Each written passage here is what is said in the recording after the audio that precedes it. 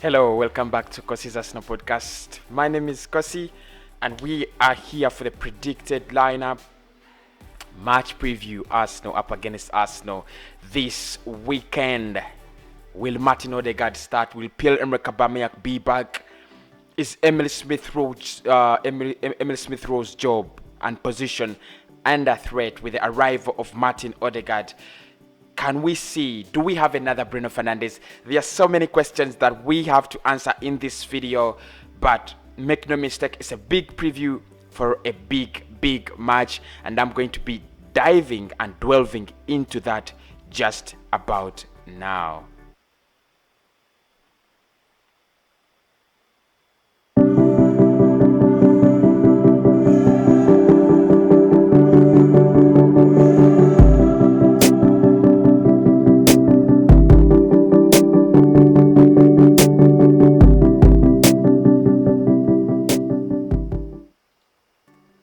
Yes, guys, welcome back from that short bumper.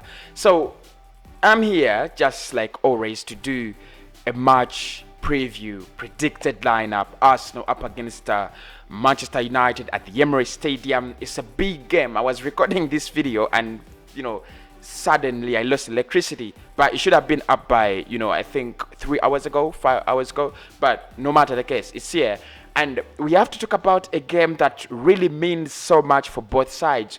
Manchester United know if they win this, they're back in the title race. If they lose it, I don't want to say they'll be off the title race because they'll be only 4 points behind Manchester City. But make no mistake, City have a game in hand. So if they are 4 points behind City and City win their game in hand, they'll be 7 points clear. And I believe making Manchester City, 7 points clear, it's like giving them a title. I don't think they are going to be stopped right now. They're on fire. Most of their players are back, and I think they have the right philosophy these days. They're doing so well defensively. I think Ruben Dias and John Stones, I don't know what kind of chemistry they bought from anywhere they bought it, but it's just the right chemistry. Their midfield is back, it's creating chances. They only have issues with the striking line, but it doesn't really look like they have issues with the striking line. Their midfield, is creating a lot of goals. So if it's Manchester United and they still think they can chase Manchester City, they have to, they have to bounce back. They lost against Sheffield. That is a game that, many people thought it was going to be a walkover. It was going to be an easy one. I have people who told me, after beating Sheffield, then we shall think about Arsenal. Now, after losing at Sheffield, they're scared of meeting Arsenal. They're like, it's not the easiest games to bounce back. Meanwhile, for us, we are a little bit lucky. We have won 4 of our last 5 appearances in the Premier League. Only one draw against Crystal Palace. We have beaten Newcastle. We have beaten Brighton, Chelsea, clubs like West Brom Albion, and a couple of other clubs. So you could see, the difference is there. United have been in top form. I don't mean to say that they've been, doing badly, but coming into this game, we are more confident. We are at home. We have beaten a big club like Southampton. They are doing so well this season. That raises our confidence. United losing at a team like Sheffield with defensive shambles, it doesn't give you confidence. It gives you, a lot of questions. What do we have to do? What did we do wrong? For us, it's all about what do we have to do to keep winning. And we know what we need to do. We did against Chelsea. We beaten them. We did it against clubs like Brighton and clubs like, West Brom. We just need to, keep the same philosophy, keep the same formation, keep the same formula, and keep winning. So I'm going to be delving down into the predicted lineup. It's going to be one way I'm going to talk a lot because, I'll disagree with Mikel Arteta before he even chooses some of these players. I don't believe Hector Bellerin should be in this team, but I know he's going to start him. But he's one of the players we're going to disagree with, on Mikel Arteta's list. But there are a couple of others who I believe shouldn't be starting. If we do not have Kieran Tierney, I don't believe Cedric should be starting in the left back. He is so awful. Even in the right back, he's so bad. He plays so poorly. I don't believe he should be, fixed into the left back. At least play Ainsley Maitland-Niles. I think he's a little bit more versatile. So I think, let's just go down there and try to exchange our opinions and thoughts on the predicted lineup. Arsenal up against Manchester United. And with making no other mistake and further ado, let us just start with our goalkeeper. I'll try to give you the Manchester United predicted lineup if you want it. No problems with that. Our goalkeeper, of course, it's Ban Leno, who has got new company. I hope it increases his awareness and performance in goal, because we signed a new goalkeeper, Matt Ryan, same age, 28 years of age. But I don't expect Matt Ryan to be a regular start at Arsenal, although I expect him to sign on a permanent deal in the summer. But I think Ban Leno is doing just fine, and there is no need for him to actually be replaced by Matt Ryan or Alexander Runarsson, who I think is just too awful to be in this football club. In the centre back, I'm going to choose a centre back pairing that I think can stop Rashford, Bruno Fernandes, and and Cavani and Greenwood and Martial, because United have a lot of quality up front. They just don't deliver. It's all about Bruno Fernandes, but if you look at the quality they have up front, it's amazing. They have so many amazing players. Rashford can turn a game. Martial can turn a game. Cavani is a proper striker. He can turn a game. And Bruno Fernandes is always in that box. He's going to be always on your case, shooting from far, shooting from near, creating chances, getting breaking through the lines. You need a centre-back partnership that's going to always be alert. And okay, I know what you're thinking, and that's true. I'm going with Gabriel Magalhaes. There.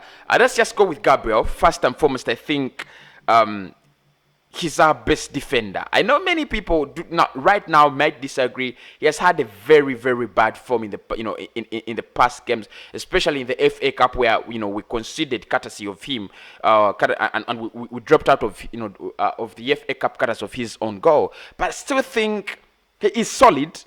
He is brilliant, comfortable on the ball. He doesn't make rash, stupid decisions. And one of the things I actually like about him is, however much he's new in the league, he is brave. Now, if you're playing a team like Manchester United, just their quality can write you off. They are so... They have a player who has scored 11 goals. That is Bruno Fernandes, and he has assisted 8 times this season in the Premier League. That is remarkable. We don't have a player who has half those figures at Arsenal. So that is how, gifted Manchester United are when you talk about Bruno Fernandes. And I think Gabriel Magalhaes did it very well last time when we played against them, and I think he can do it again. Of course, the partner has become a non-negotiable these days. It's going to be Rob Holding, and I'm going to tell you my problem with Rob Holding, and I'm also going to tell you the strength about Rob Holding and why I would like him to play in this game. This time it's not because the manager will choose him, but I'll play Rob Holding. One, I like his aerial prowess. He's very, very, very good in the air these days. I don't know what Mikel Arteta is telling him.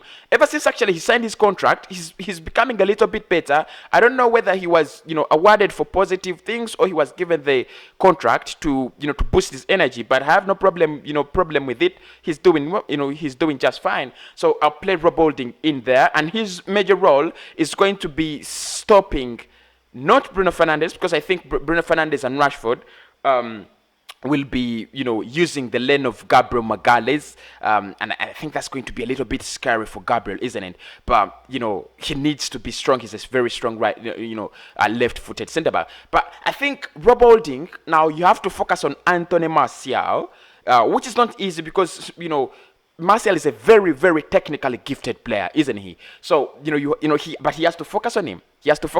I don't want to use David Luiz because at times he switches off on, especially by the fact that he's so adventurous. He loves moving forward. He loves going, joining the party where Partey and the others are, are smoking the pipe. So he wants to go into the attack, and I don't want to see that. So I would rather play Rob Holding because he's a very concentrated centre back. He's gonna stay when Gabriel goes forward. Holding will stay because I think he's one of those players that actually, no, don't get me wrong, but he's one of those players that offer so little to Arsenal when it comes to going forward, and I think that has really helped him to, offer much, defensive-wise. Whenever we are caught on the break, Rob Holding is also there. And as I complete this defense, I'm also going to talk about how Manchester United love playing on the break and how we can actually stop them from beating us, using the break. And that's why in my right back, I'm going to play someone named Cedric. However much I said he is awful, but I'll play Cedric Soares. Now, the reason I'm going to play Cedric is I need someone who is defensively strong in the right back. United is a very fast-running team. They use spaces, and you see Spurs are fast. They can, the way they drive that ball, the way they drive that ball from back to forth, they are so fast. But United is faster, if not the fastest club I know in the Premier League this season. They run into spaces. Now Hector Bellerin, with his slow brain and body, he cannot match the speed of those boys. He cannot run with Rashford. He cannot run with Anthony Martial. He cannot run with the passes of Pogba or the passes of Bruno Fernandes. He can't. He just can't. So I would go with Cedric, because I know Cedric offers so little going backwards. But at least if he's if he is in his proper position as a right back, he might help us going, stopping those counter-attacking runs Manchester United plan on using, because they have been doing that the whole season. In the left back, because Kian Tierney is a big doubt, and I said this is gonna be a big blow if we do not have Kian Tierney. So I'll play with Ainsley Maitland-Niles. Now, it sounds a little bit weird. Because actually I wanted to play a 3-4-3. That's why I wanted Ainsley to be part of the midfield. I wanted us to compact the midfield. But finally I went with the 4-3-3 just for easy lining up. But it would be very good if you played a 3-4-3. You have Ainsley and Cedric part of the midfield. Now that means you've closed all the spaces. Yeah? That means you've closed all the spaces that Manchester United can exploit in that game, especially in the midfield. No room for Pogba to pass. No room for Bruno Fernandes to run. No, that means Rashford, Martial, they do not get supply. And of course, if your forward line isn't getting the electricity, then there is no way you're going to get the light. So I think Mikel Arteta should think about it wisely. If he goes for a 3-4-3, I'm going to be very glad, because it would be a very, very nice strategy. But if you go into the midfield, now this is where the Partey becomes Partey and Partish.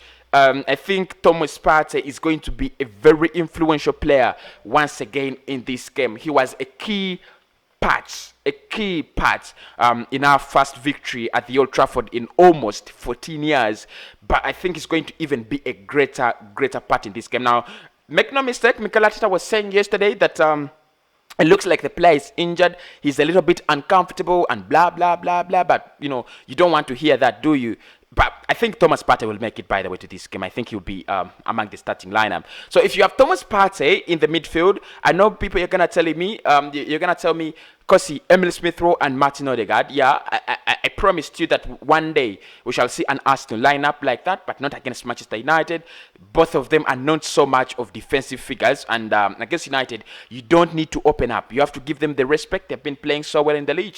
They have been on top of their game, so you've got to make that midfield a little bit harder for them to crack, and that is why I will go with Granit Xhaka to partner with Thomas Partey in that midfield, just for defensive assurance. Yeah, just for defensive assurance. Because the good thing with Xhaka these days, I don't know what kind of recipes he's using, but they're the right ones.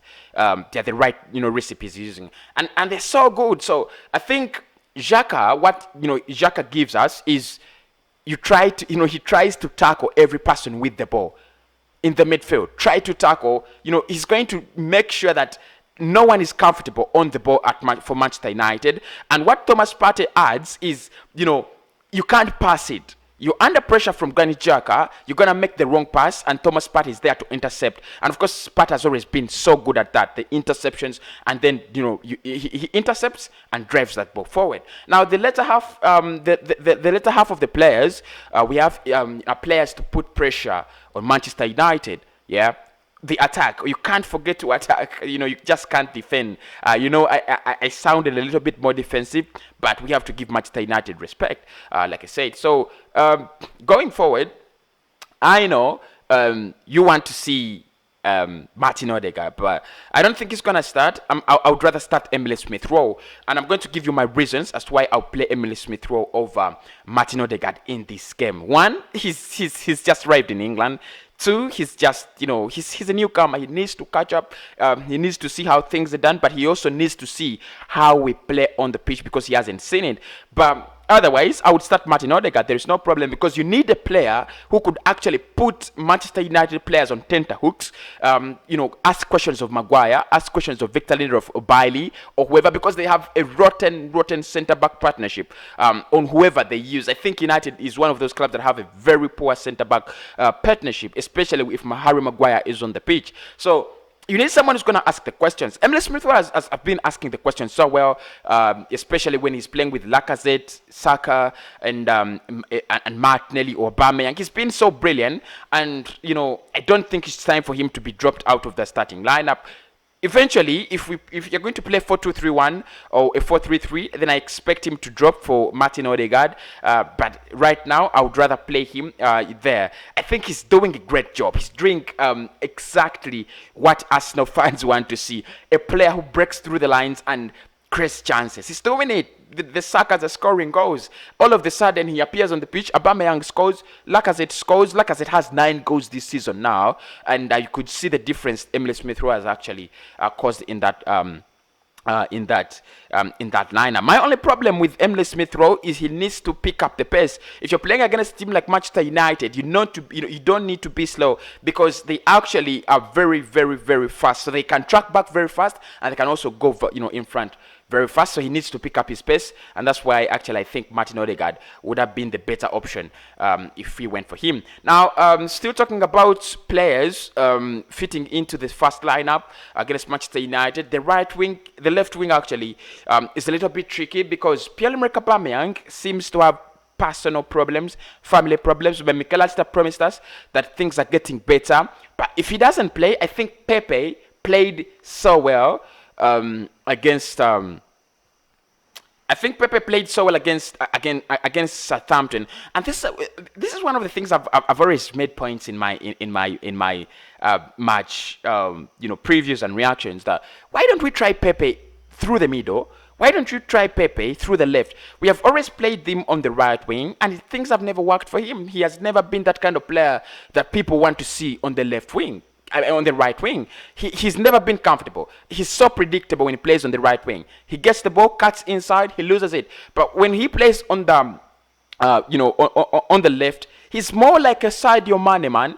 Gets that ball, tries to get into the box instead of cutting, across the box. And I think that really works for him. He scored a goal against Southampton. He needs a reward. If Pierre-Emerick Aubameyang does not actually, feature, I'll play, Pepe there and see if that was just a one-off performance, or he's actually a very good player when it comes to playing on the left. On the right, it's no question. It's always going to be Bukayo Saka, the man on fire, the man on form in Arsenal. I think United need to watch out on this one. Now, I don't need to brag, or I don't mean to brag, because United have far more quality than we do. But I think, and actually we shall see that in the combined lineup. But I think Saka is one of those players that if you're going to verse Arsenal, you've got to get medicine for him. You've got to get, a key. You need to get something that can actually stop him. He's so brilliant. He can run through the middle. He can run through the left, run through the right. He can be that false 9. He's very, very fast. He can play link-up play. He can actually do anything on his own. He sets up Alexander Lacazette like he wants. He sets up Emile Smith Rowe like he wants. He sets up the chances. He finishes the chances like he wants. And I've always had my one problem with Saka, that finishing, that those touches, those very stupid touches that he has in the box. There are many, and they are not effective. Get that ball. Look at the goalkeeper, place that ball. Watch more of Heung-min Son, watch more of Harry Kane, and see how effective they are. You could actually learn a lesson from them. But apart from that, I think Bukayo Saka will be facing. He won't be facing Aaron Wan-Bissaka. He'll be facing either Telles or Luke Shaw, and I think it's gonna be a big party. And I want Luke Shaw to be in there. I want Luke Shaw to play on them in their left, in their left back. Because one of the things I love about Luke Shaw, by the way, he's a very decisive and talented left back. Very talented. As you know, you've seen that when he's, when it comes to getting forward, he's so comfortable on the ball. But one of the things I know about him, he's not so fast like Bukayo Saka. And in this schema, what I think Saka should do, try to get behind, Luke Shaw and bring in decent crosses. If you try to take, Shaw on one, you can't beat him. He's so talented. He's so good, at that. It's like Pepe and Aaron Wan-Bissaka. If Pepe tries to take on Aaron Wan-Bissaka like one-on-one, he can't win that. You can't win one-on-ones with Aaron Wan-Bissaka. He's so good at that. You need to play one-on-two,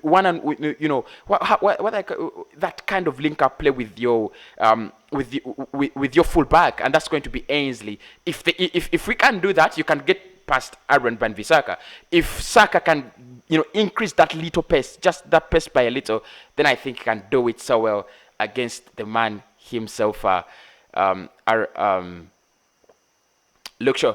And of course, the striker is going to be Alexander Lacazette there.